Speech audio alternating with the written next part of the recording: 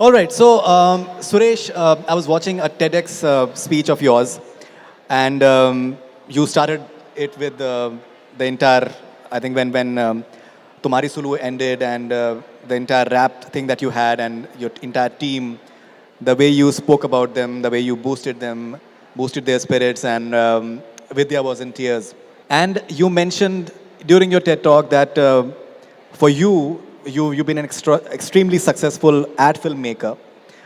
For you to just progress to making movies was a continuation of what dreams are all about, you know? And whenever, with my experience from whatever I've covered, I think whenever that intention is there, then the filmmaker is not making projects.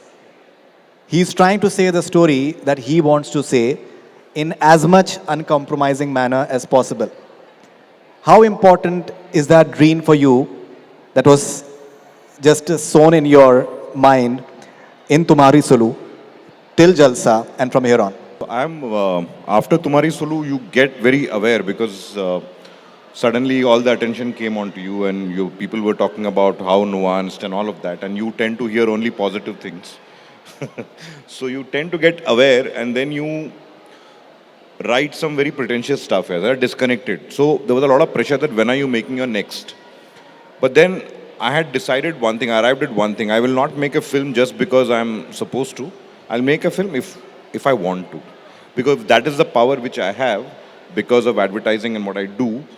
I should have a story to tell which I should be excited. Otherwise, action cut करने के लिए advertising है. And I can do that. So also I think it's a huge ask when you're asking anyone to give me 2 hours of your life, come watch the film. If in a cinema you're actually asking 5 hours of their life, before and after. Right. I think you should be responsible for their time. You will not be, not everyone is going to like it, but the idea that at least you put an effort. So I'm very clear that as much as possible, if I can tell stories that makes a difference to me, I'll do that. Otherwise, I'm not interested in it. Because it's a lot of hard work and I'm too lazy. Okay, so Tumhari Sulu released in theaters did very well. Jalsa released on Amazon Prime, got very good reviews, and it did exceedingly well as well. You've I think traversed in both the boats somehow. So how is your experience of both the worlds, and how do you look at this contrast? So it's been, in fact,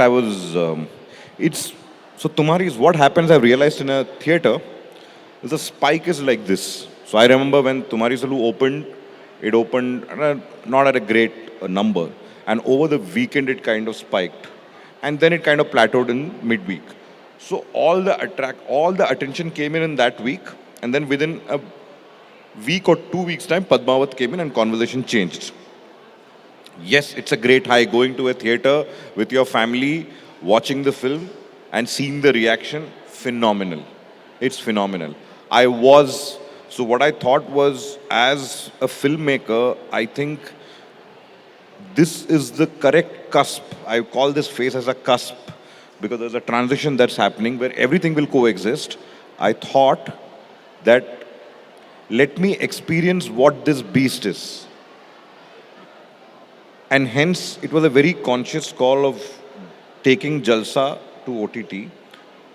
My producer the other day, who's been extremely supportive, Vikram Malhotra, he was telling me, he was asking me, how do you feel? And I said that now it's settling down. It's more than 3.5 weeks. You won't believe, even till afternoon.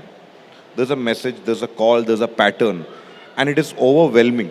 It's absolutely, there's no point comparing, because the best part is, I think over here, the sustenance for a film like this is longer and very personal. I've got essays, man. And that's overwhelming. So I think it's exciting. It's great for us as storytellers that we have various screen sizes and we can deliver with the same camera. Great. So, Kabir, there is this, I think, very crucial discussion that is taking place within the film industry right now. That how will the entertainment world go from here on as far as movies are concerned? Because we've just had a phenomenal success of Triple R. We are seeing extraordinary advance booking for KGF 2 right now. At the same time, Dasvi is trending not only in India but various parts of the country, world as far as OTT is concerned. We've had Minnal Murali in the past that has trended in many countries. So, what is your assessment with your experience? How is it going to be like from here on with movies as well as digital space? I think there's going to be a coexistence. Like Suresh said, absolutely there's going to be a coexistence because if you see world over, this discussion that theatrical is over, we've gone through this discussion many times. Every 10 years this discussion comes up. But there is something about community viewing of a film that will never ever go out because there's something ingrained in the way we are as human beings that can never take us away from a community viewing. And I often cite the example of Korea, for example. Korea has the most powerful OTT platforms. In fact, they're now popular all over the world. The best shows. They have the best penetration of broadband internet speeds. You can sit and watch broadband on the street in Korea. But with all this, they have one more fact. Highest per capita theatre going audience in the world. And that just shows that, yes, see, it's great that we can access, as everybody in the panel said, films immediately. The moment we want to watch it, we don't need to go buy a ticket, we don't need to plan it, we just switch it on and the film is available to us. That's fabulous.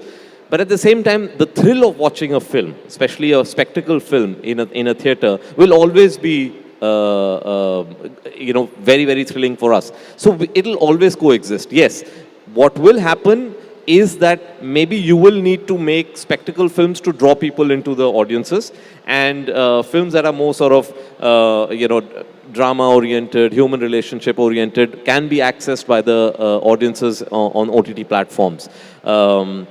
But so I never really look at it as a debate of OTT versus theatres. I think that debate itself is irrelevant and it's erroneous.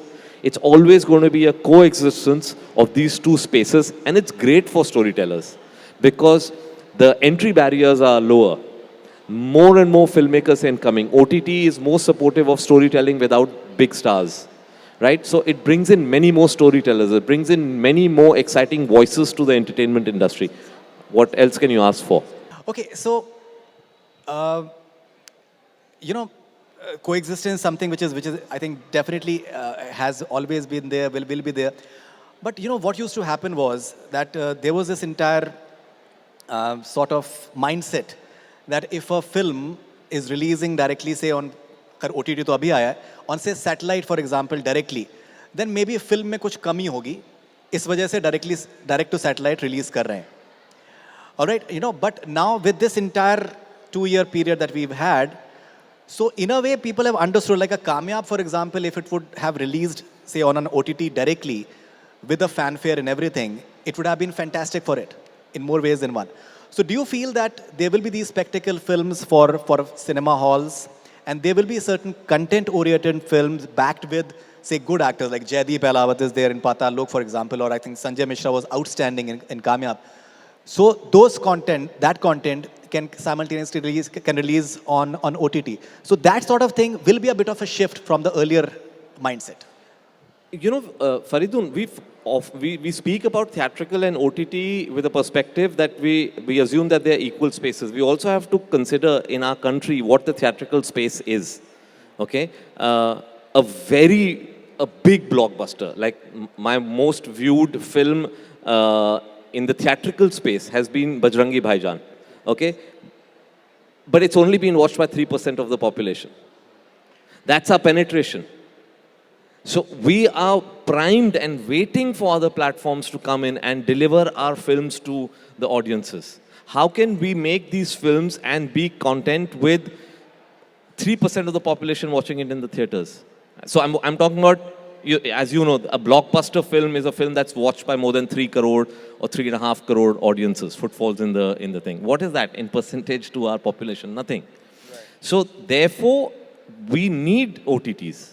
We need many more platforms for our films to go out and reach the audiences and not have that pressure of a small film that comes before the small film can even gain its own momentum and word of mouth, there's a giant blockbuster that comes and just swamps it and removes it from the theaters, because there's such limited theaters that every big filmmaker that comes in wants 4,000 plus screens, and an entire pie is 5,000 screens. So how can a small film coexist?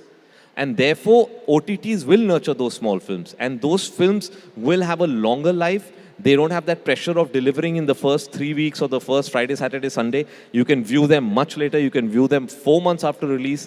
It's there for posterity. So therefore, as I said, I never look at this argument as OTT versus theatrical. I think it's an erroneous argument. It's always going to be OTTs supporting theatrical.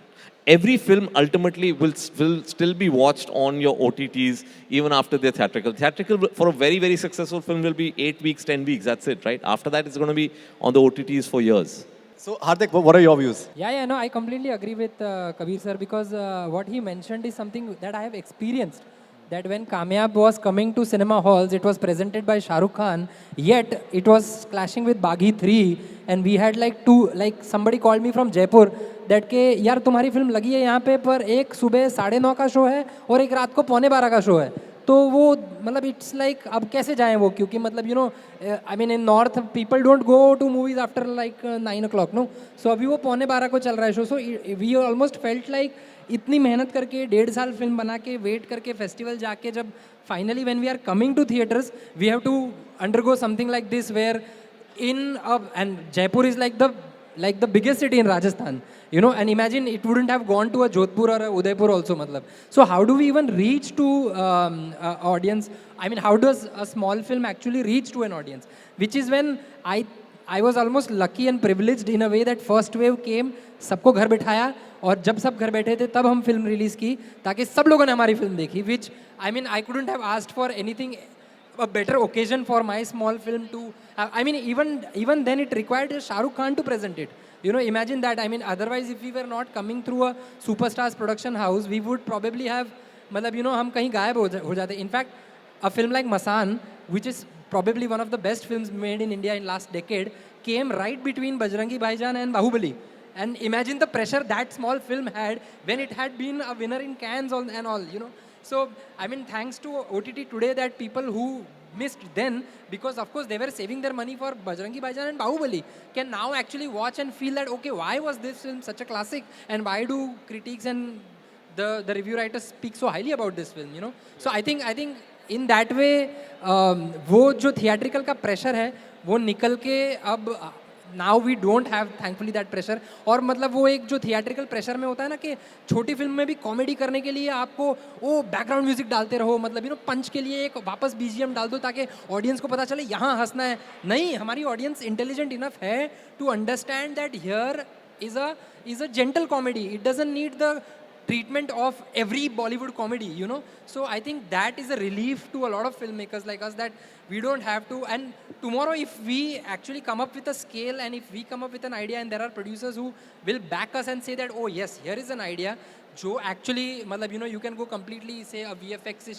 Example, Ruhi was an idea which actually could be enjoyed in theaters much more. अब मैं वो film जब Netflix पे देखता हूँ तो मुझे ही मज़ा नहीं आता क्योंकि वो हॉरर कॉमेडी है, उसका इम्पैक्ट उसके वो साउंड डिज़ाइन, उसके BGM, उसका वो एटमॉस्फेयर क्रिएट करने में है. तो अब अगर आप दिन दहाड़े मतलब जब वो फिल्म देख रहे हो जिसमें आपको वो शक्ल भूत जैसी दिख भी नहीं रही है तो आपको लग रहा है इसमें क्या है, वो इनएडवर्टेंटली कॉमेडी लगने लगती है, जबकि it is not meant to be that, you know. So I think there is that both experience that I have had with a film like Kamyab and a film like Ruhi. Okay, so I have a hypothetical situation for you. If Kamyab would have released today, backed with the sort of publicity that was spent on, say, Decoupled, for example, don't you think it would have got a far bigger audience than what it has now? I mean, yeah, I agree that it would have got a much bigger response today, but in a way, I could, as I told you, that it came right between lockdown when everybody was at home. So शायद अभी वो response इतना नहीं मिलता क्योंकि अभी every Friday 4 चीज़ें 4 platform पे रिलीज हो रही है. तब हम सिर्फ लॉकडाउन में आए थे और नेटफ्लिक्स ही मेजर प्लेटफॉर्म था and of course Amazon Prime who are releasing films on their OTT. So I think जो हुआ वो अच्छे के लिए हुआ और उसको रिपीट नहीं कर सकते हम. So in a way I mean I am happy that turned out like that rather than having today a film where it comes again with 6 other releases on 6 different platforms. Plus, it has to compete with theatrical also.